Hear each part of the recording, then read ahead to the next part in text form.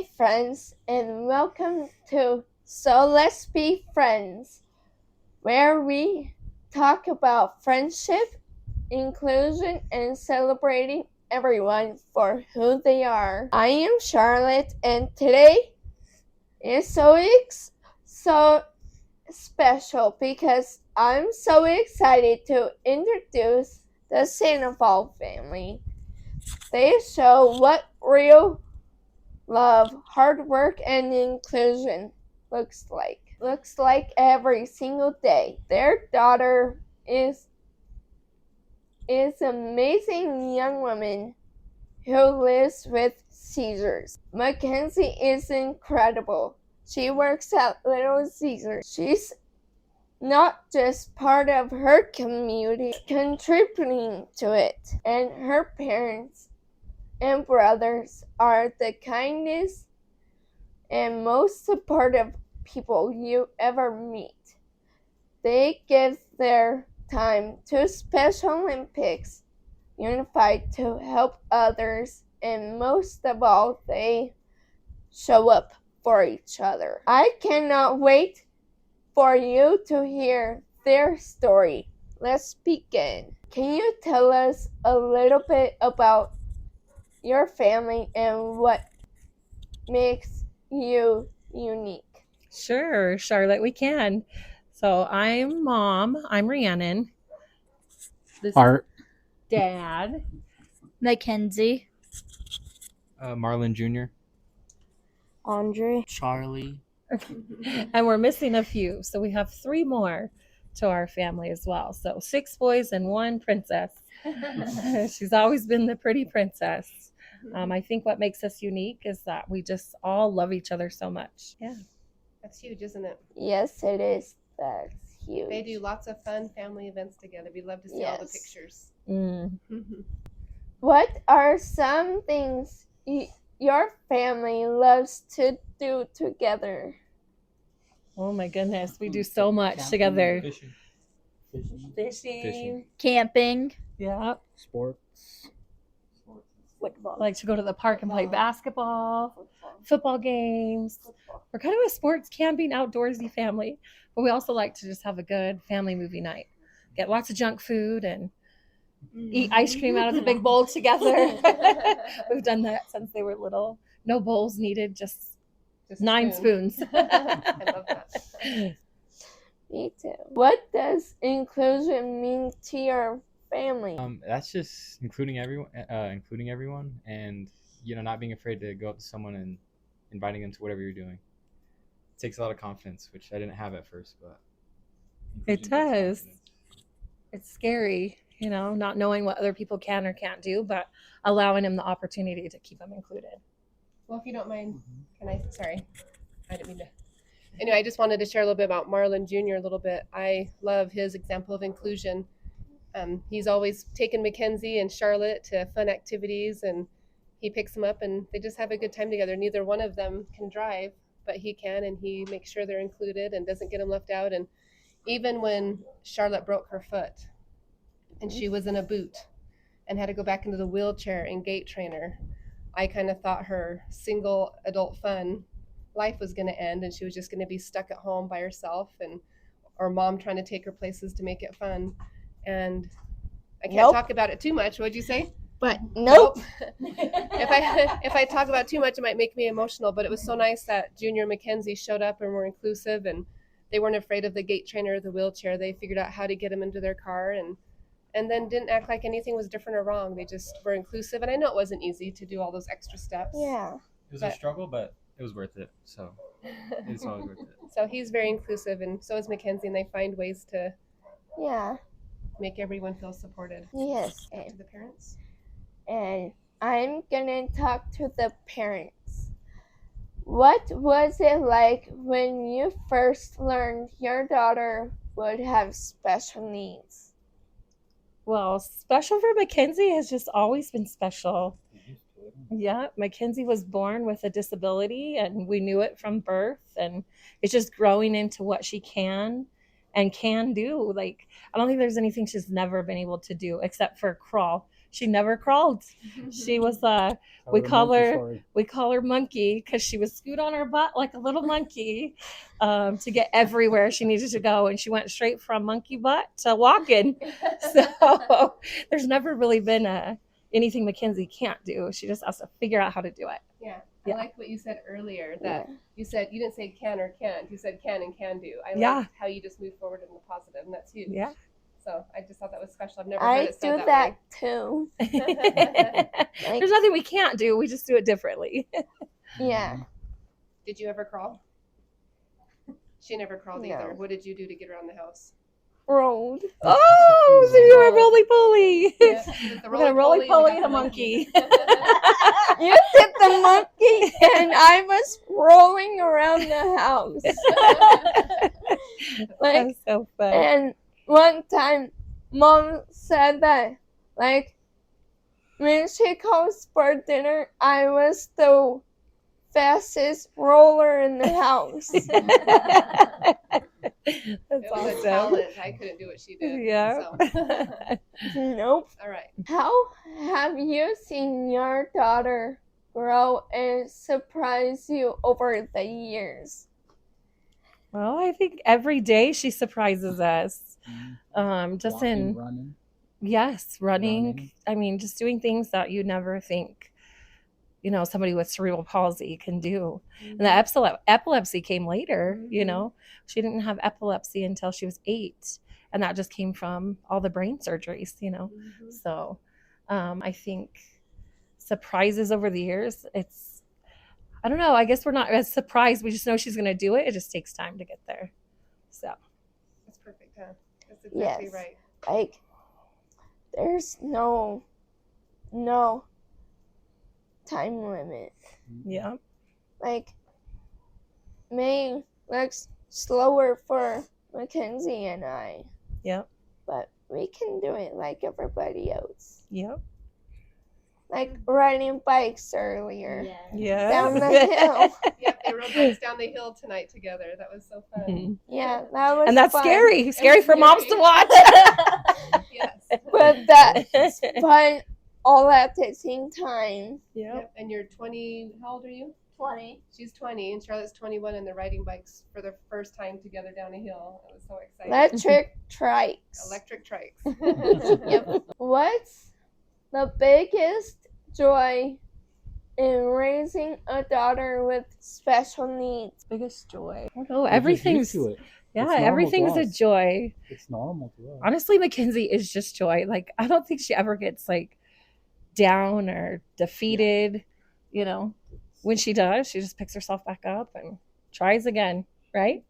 Does it even harder, puts more will behind it. I remember, this isn't joy, but it is joy because math and English is hard. Really, I'm going to get emotional. It's okay. It's okay. That's why this is so Hey. important, because we talk about things that are close to our heart.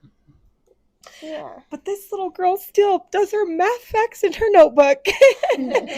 So her 5th grade teacher challenged her to write them all out and repeat, repetitive. And she learned multiplication. Yep. And even still, she'll write them out.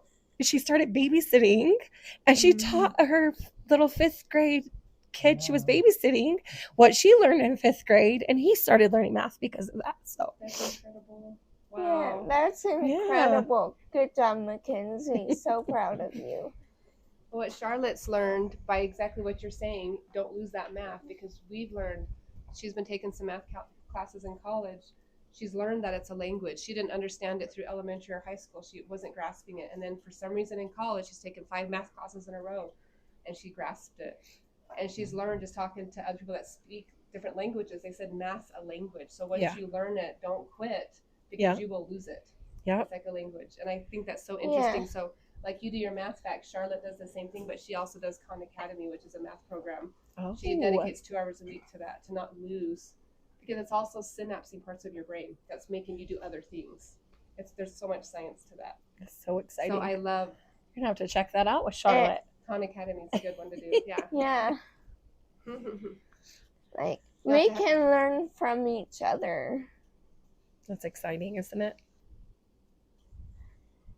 What are some ways your family has adapted to support her seizures and daily needs? I think it's just recognizing the signs and symptoms to keep her safe, really. She keeps herself safe and she recognizes it, but it's teaching others around her not to be scared because it's scary, right?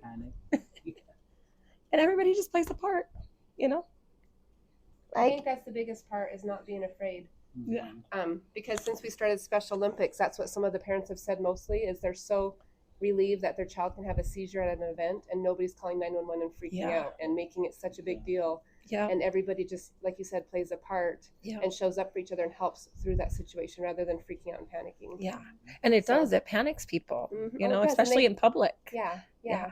So Freaks people out. Yeah. Yeah, but having the know-how on what to do. Yep. So. And then the attention. Nobody wants that attention drawn to them. So alleviating that by, you know, just expressing that she's okay and we move past it, you know? And that's like when Charlotte falls. Yeah. We just helped her back up.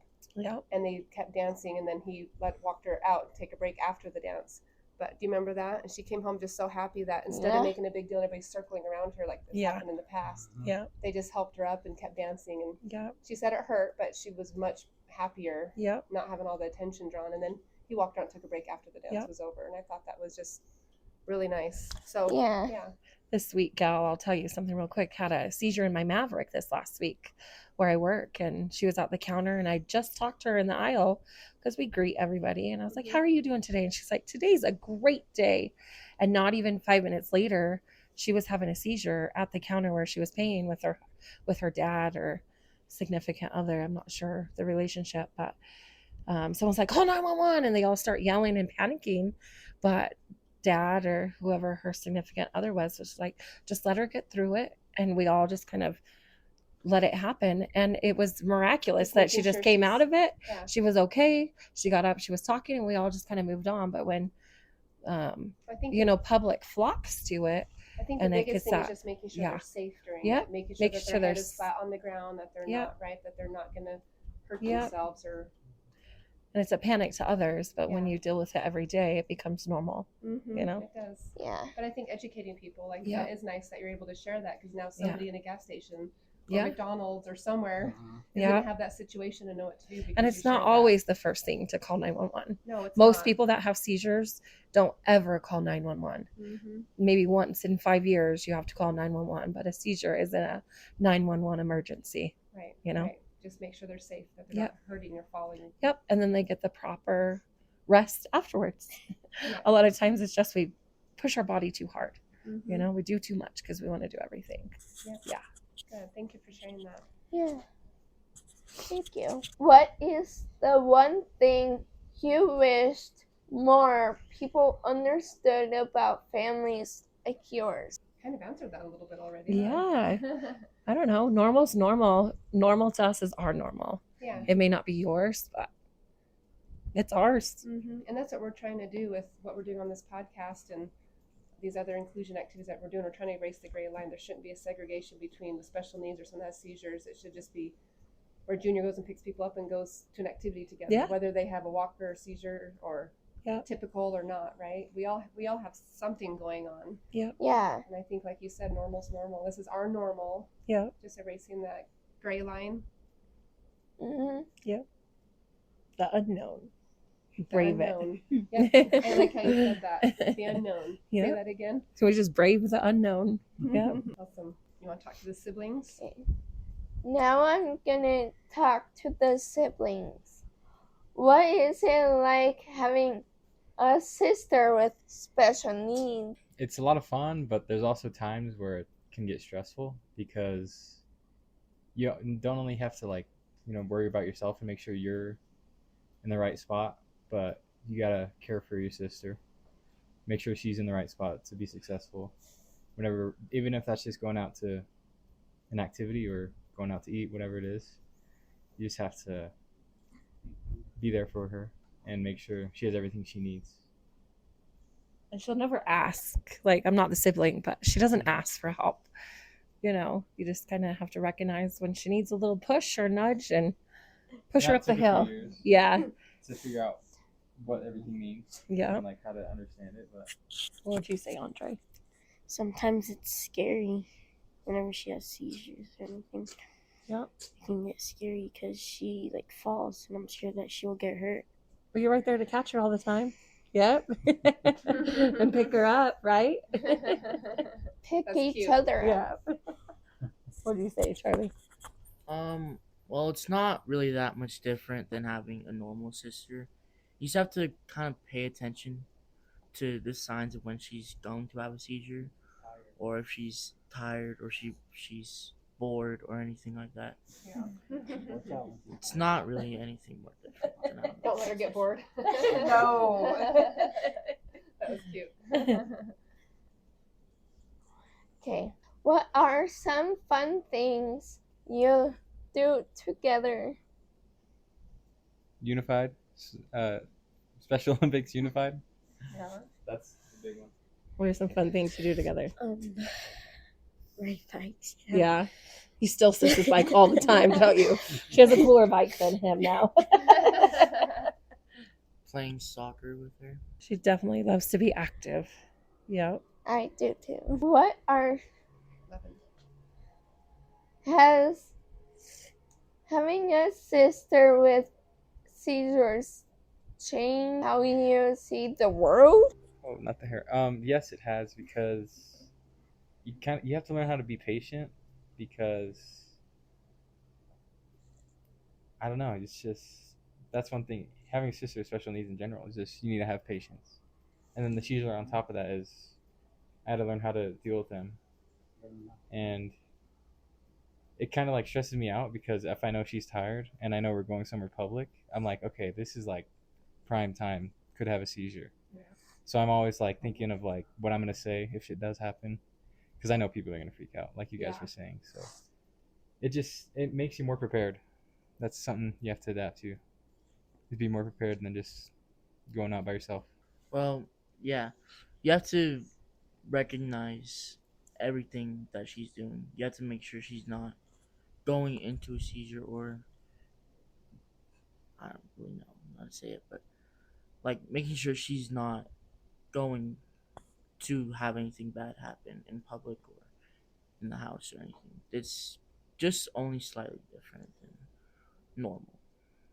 She still bosses around like normal. She's still the normal bossy princess sister. I think having 6 brothers has really been,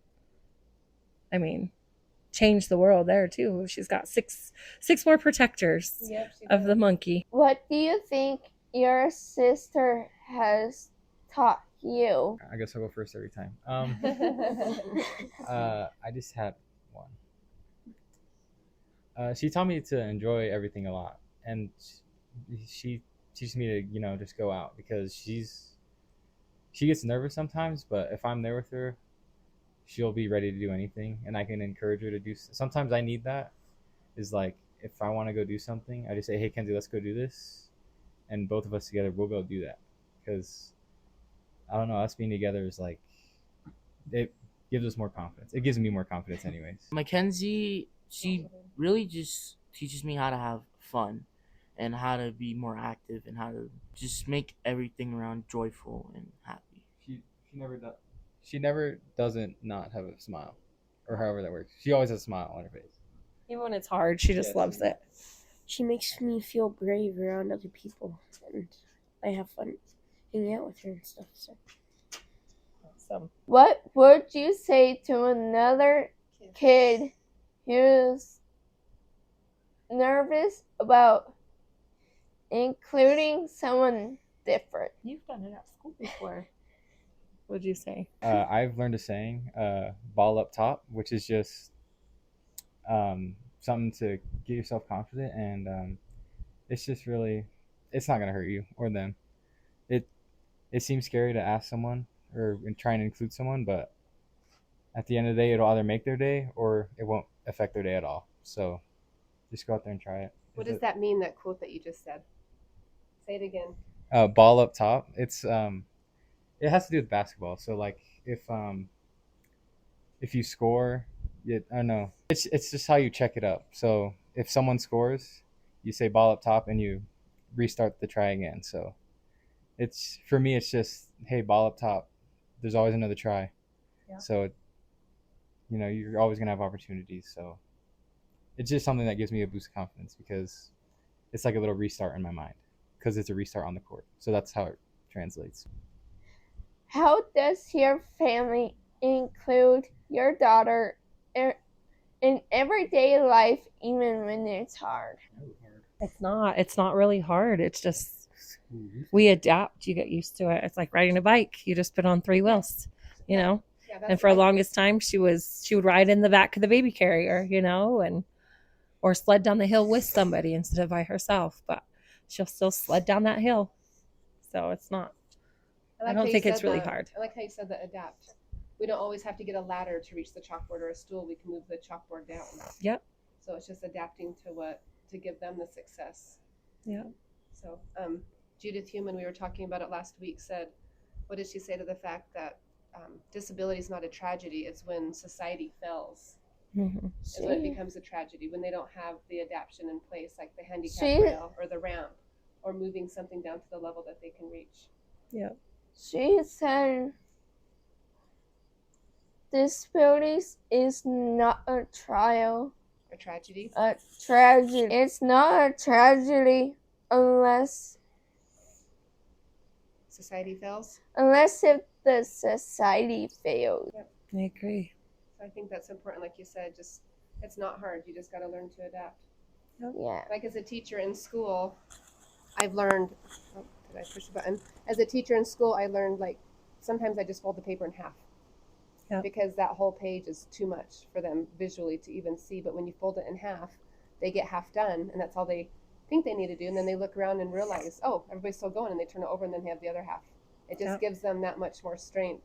And if they only get half done, they get half done. That's the adaptation. But sometimes I've learned that kids can go further. Does that make sense? Yep. When they're given small portions at a time instead of only 2 wheels to start, they get to start with 4 wheels. Mm-hmm. So. Yeah. Okay. Yeah. Go ahead and ask that again. Have there been times when you had to stand up for her or explain her needs to others? I did. Well, so one time I don't know what you guys are doing, but I'm sure you were busy because you would have been there, but she had a seizure at work one time, and there was she was in the office and there was an ambulance or paramedics already in there with her, and her boss was in there too, I think. And as soon as I showed up, they were wanting to get her to the hospital and everything and all that because they just thought it was just a random seizure. And then I had to explain no, it's a common thing, and as long as she's fine and cognitive, she should be fine. And they let me take her home, and that was one time I had to explain it's normal for us, it's not too big a deal. Yeah, thank you. What are small ways that families can be more inclusive at home or school or church? What would you say, Andre? I think it's really just about including everyone. Of course, most times people know when somebody has a disability because it's visual, but there's so many people with disabilities that aren't. Mm-hmm. It's really allowing them the opportunity to try without deciding for them first. I like how you said that. I think that's the biggest thing, letting them try without deciding. Let them make the decision. Mm-hmm. And the more you encourage them, there will be a lot of no's in the beginning, especially if they don't have confidence in themselves. But once you let them try and try again. Mm-hmm. And try again. Yeah. Mm-hmm. You just keep on trying. Has your faith or belief system helped you on this journey? I would say absolutely. I think Mackenzie's the strongest leader in that. Her faith just drags us all along with her. She keeps us going. Yeah.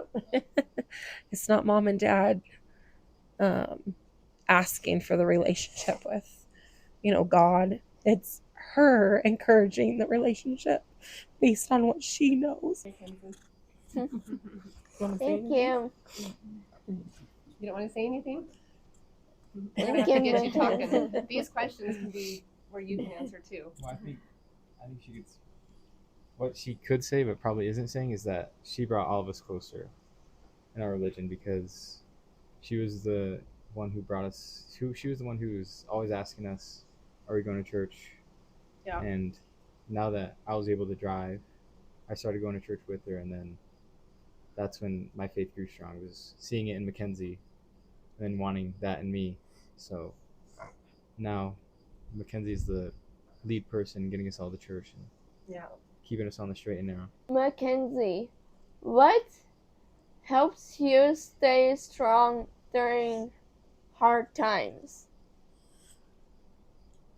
Just working and then maybe doing some fun activities like making baby hats or bracelets.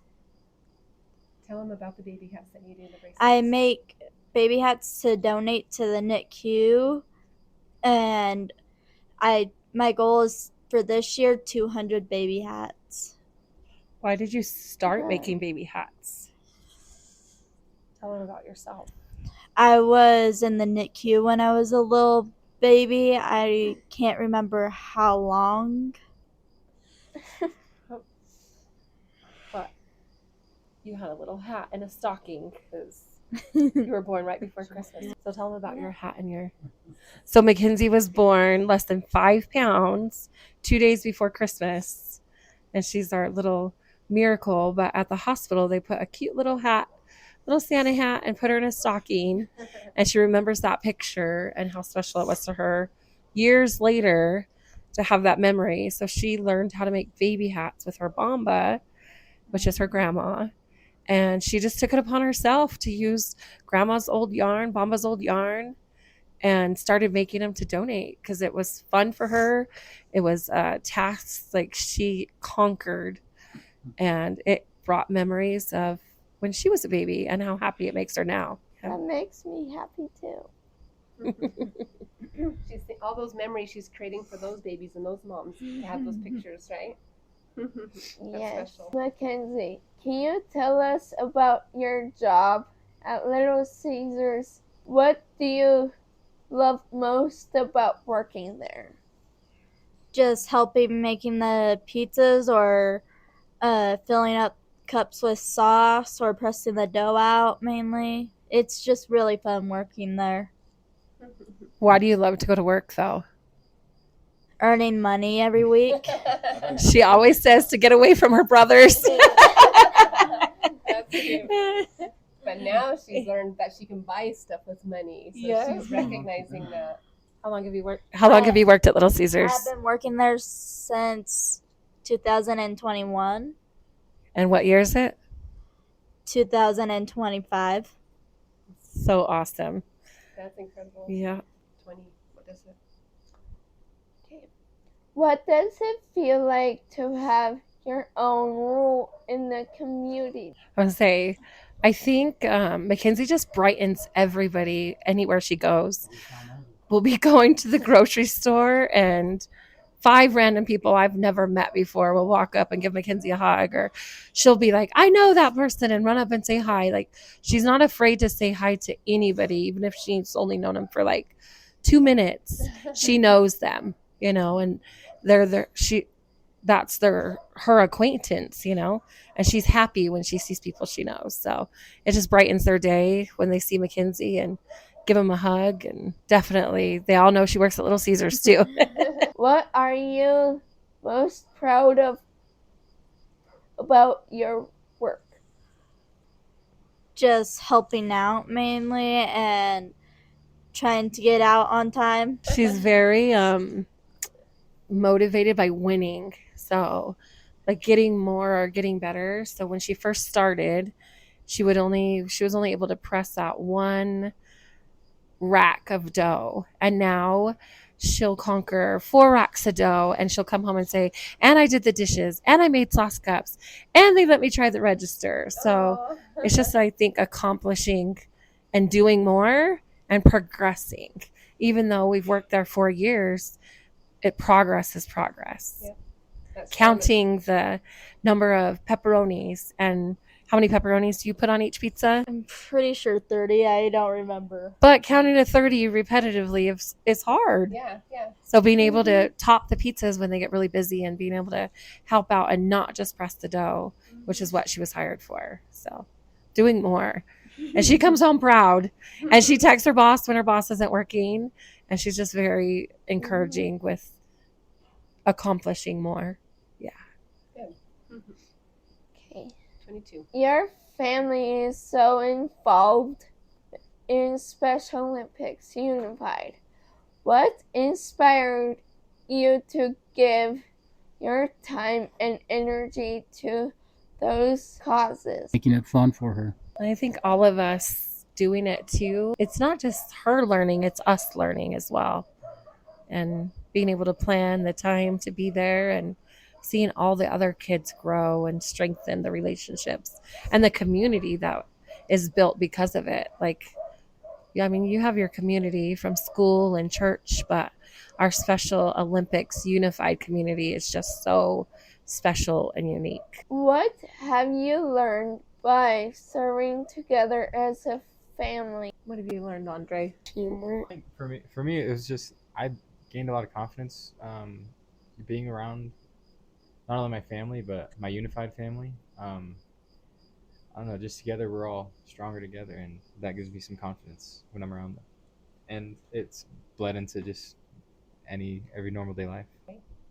Why do you think it is important to people with disabilities to be seen and not just as recipients? That's a hard word, recipients, huh? Why do you think it's important for people with disabilities to be seen, not just as recipients, but as contributors to their community? I think it's more important for people with special needs because they want to feel a part of their community as much as we do. So if it takes us doing a little bit extra, then it's definitely worth it. It's a small sacrifice to have them be with us and do as much as we do in the community, as if not more. I think a lot of the time, I know with my kids when they were first going into schools or doctor's appointments, the idea of the community of doctors and people were just keep them on a beanbag and keep them safe, right? Put them in a wheelchair and put a helmet on them and just keep them safe. And they were just keeping them as recipients, always just receiving. But I like the word that juniors used a lot is confidence. And nobody's going to receive confidence or gain confidence or move forward in life doing that. And so what's that? They're not going to grow like that. Yeah, they're not going to grow. Right, exactly. I don't know. Say it again. They're not going to grow like that. Yeah, they're not going to grow. I think that's important to understand that because we want to help them. And I like what you said earlier, forward is forward. And that's something that we talk about in our family all the time. Forward is forward, no matter the pace. That's my quote. Yep, that's her quote. And we quote it all the time. Forward is forward, no matter the pace. Okay, number 25.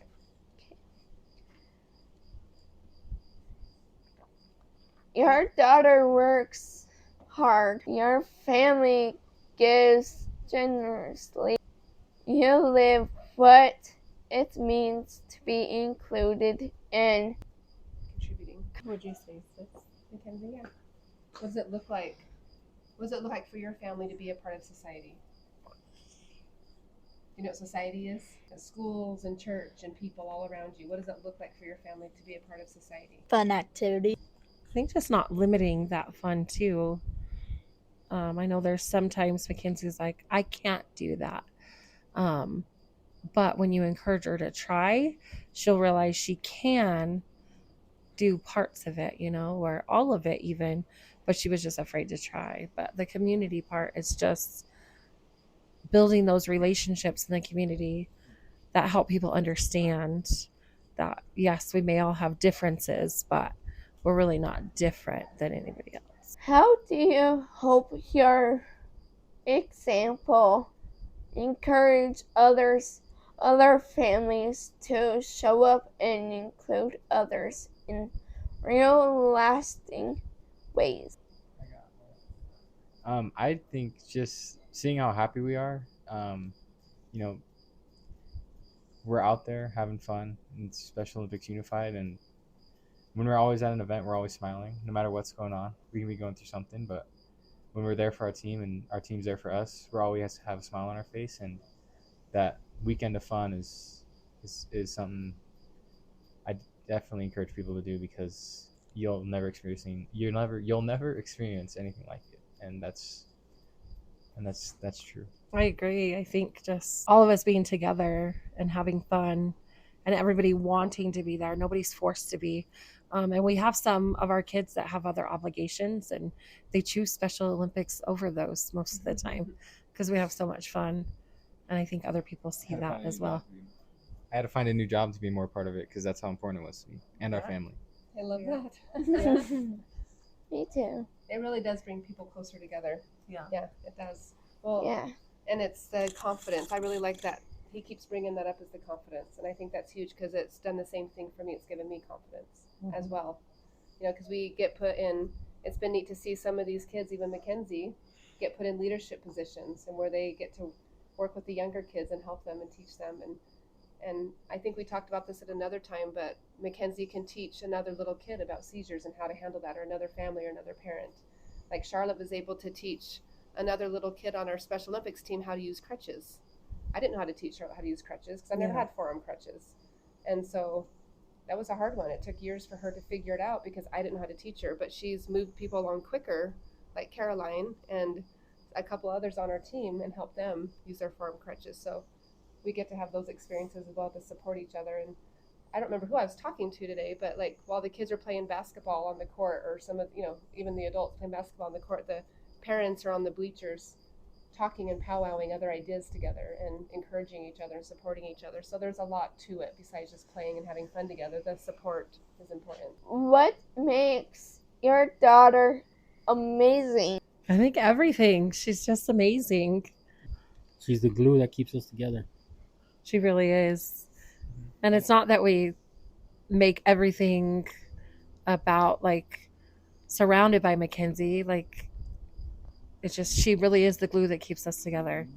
You know, she's encouraging and motivating and reminding. And I always say she's the second mama in the family because she keeps us all on track and motivated and strong-willed, and she doesn't ever let us forget.